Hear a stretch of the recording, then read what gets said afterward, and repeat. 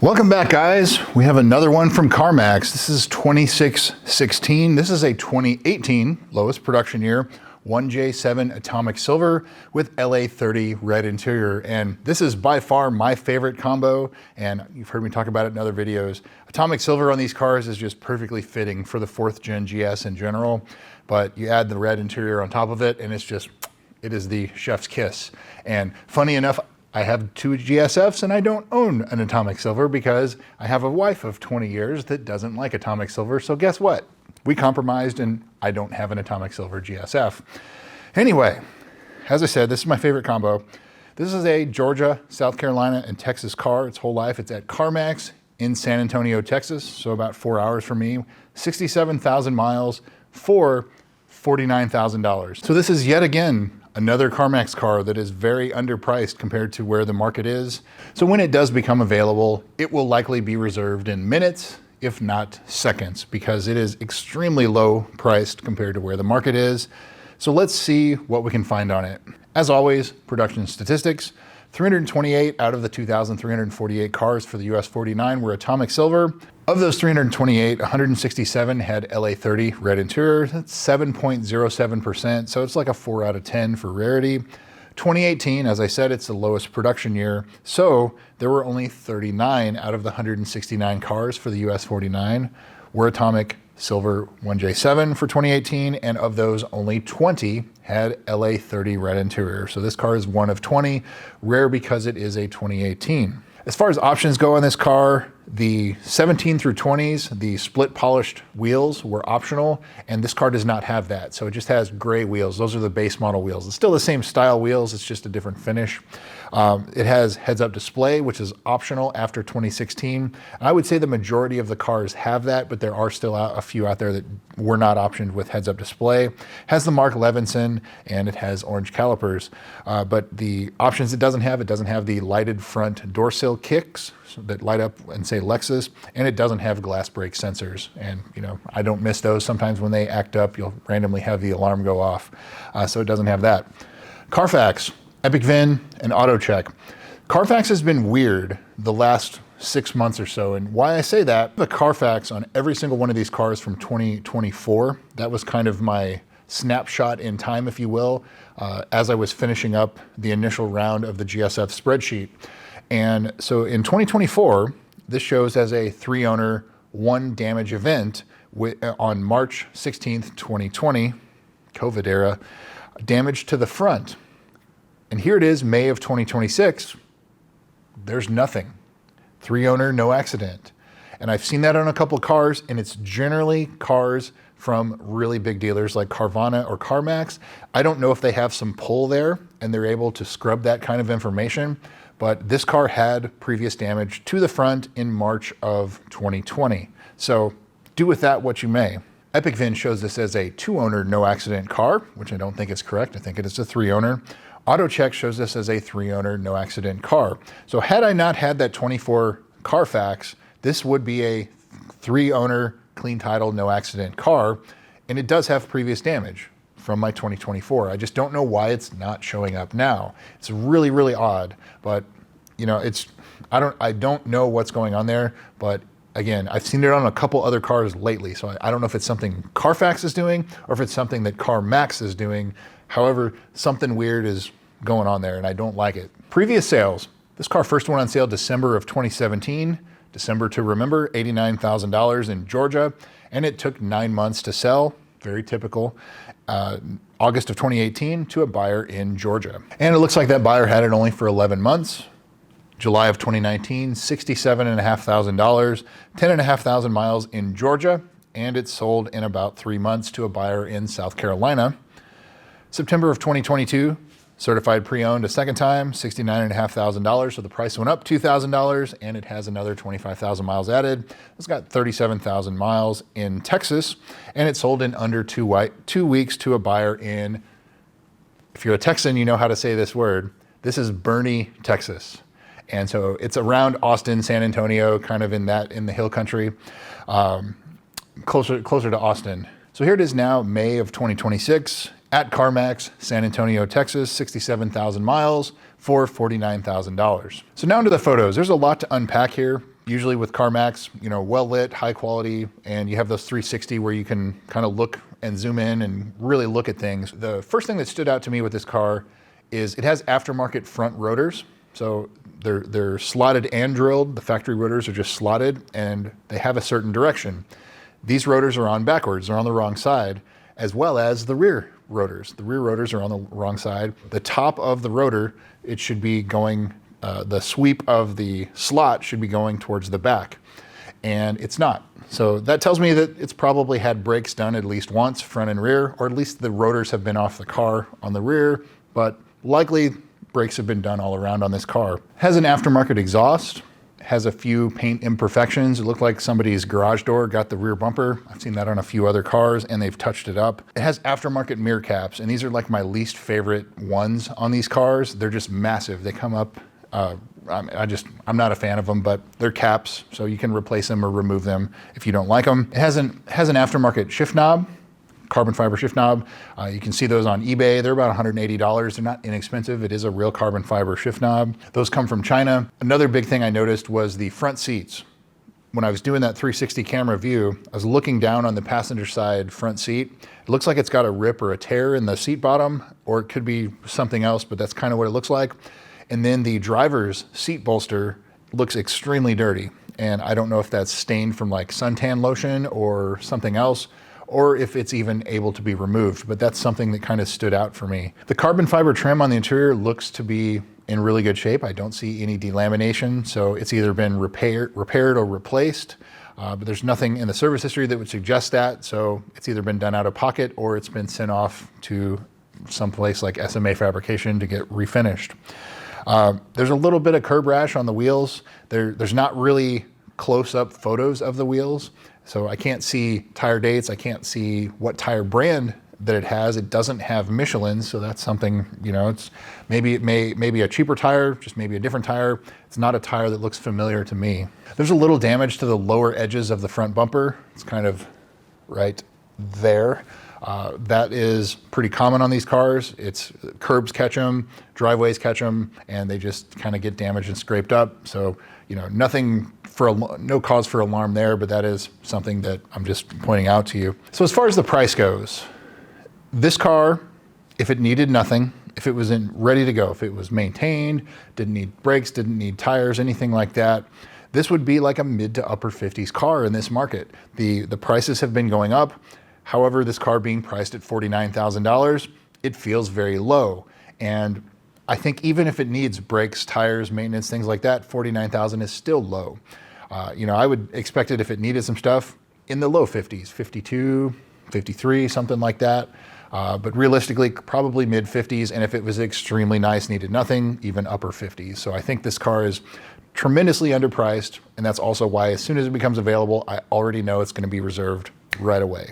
So the other thing with 2018s regarding price is there are so few of them that come up for sale. I think last year there were like 6 of them.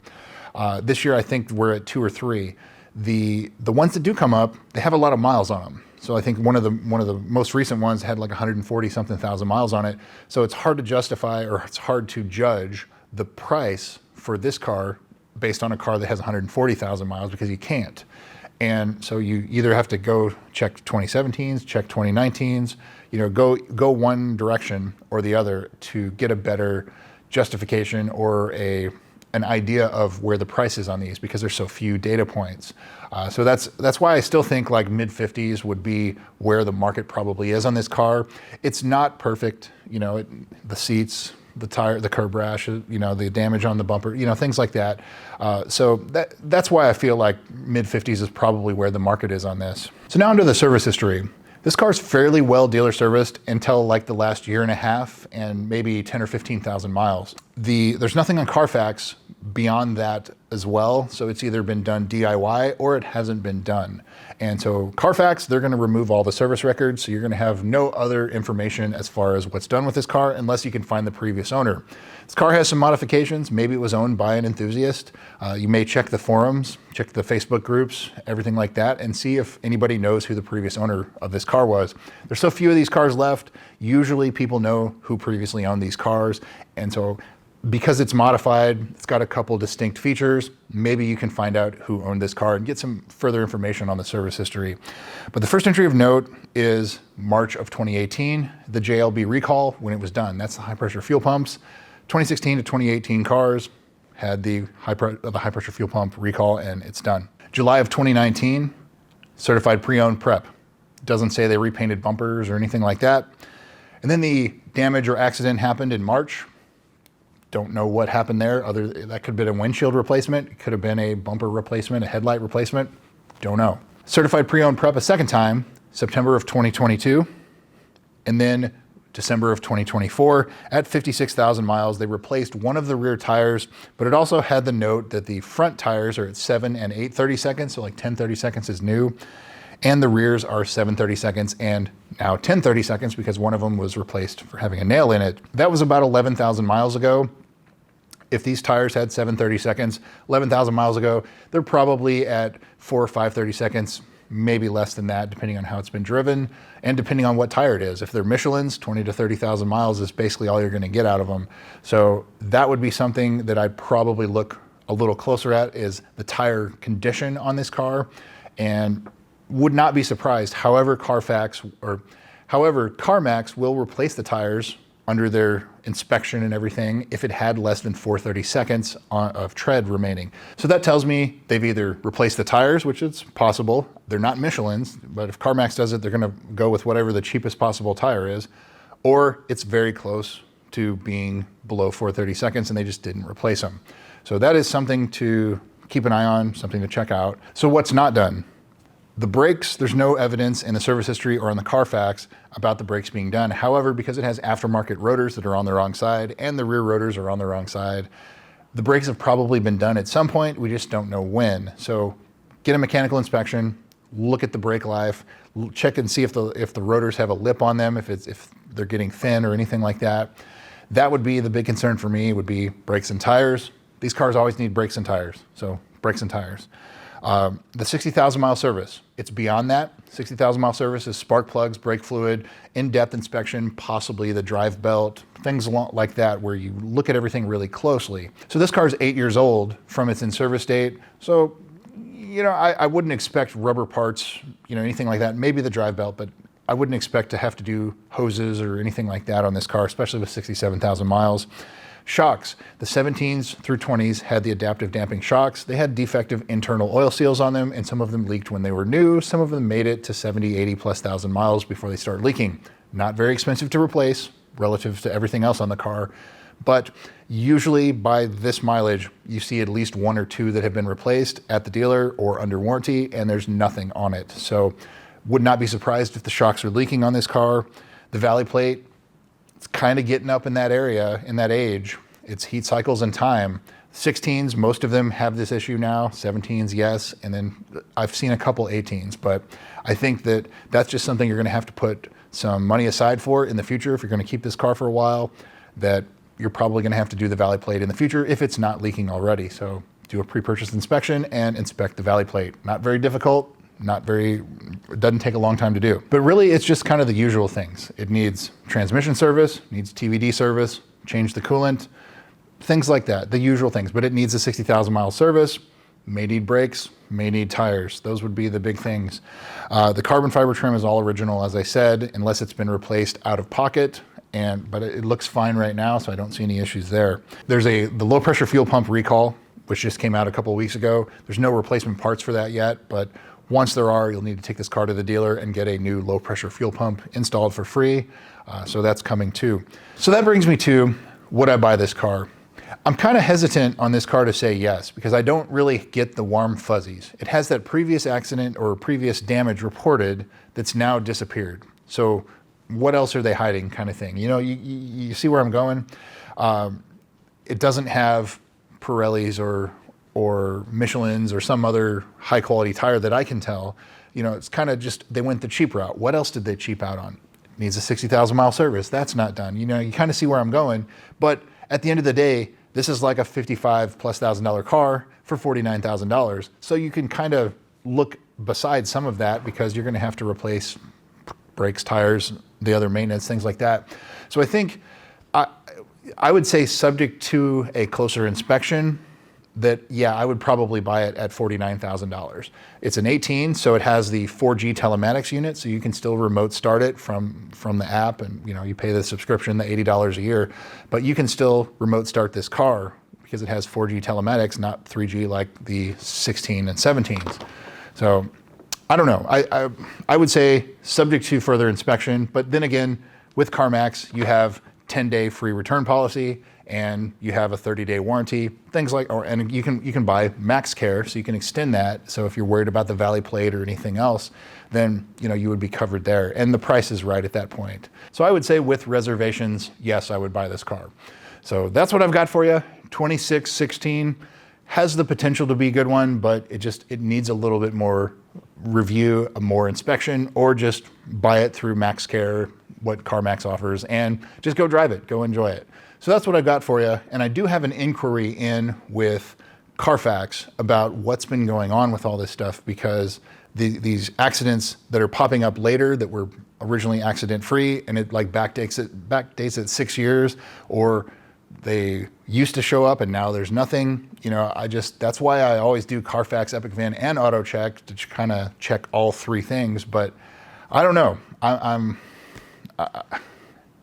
It's bothering me that kind of stuff is happening, because you're supposed to be able to rely on those. I pay a lot of money to have access to Carfax and AutoCheck and some of those, so you guys can see that information without having to go spend $40 each. So that's a little concerning to me, because I know you guys look to me, rely on what I'm telling you about a lot of these cars with my expertise and my knowledge and things like that. And that's something that I don't like. I don't like seeing that. And because then I can't trust it.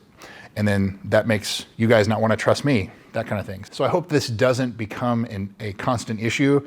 But like in the last, I don't know, 24 or so deep dives I've done, it's 3 or 4 cars that this has happened to. So that is something I'm definitely looking into, and I hope to have an answer, because as I said, I don't like it. But anyway, I'm rambling on, that's enough. 2616, thumbs up, comment down below. And if you bought this car, as always, let me know in the comments. Thanks again for watching, and we'll see you soon.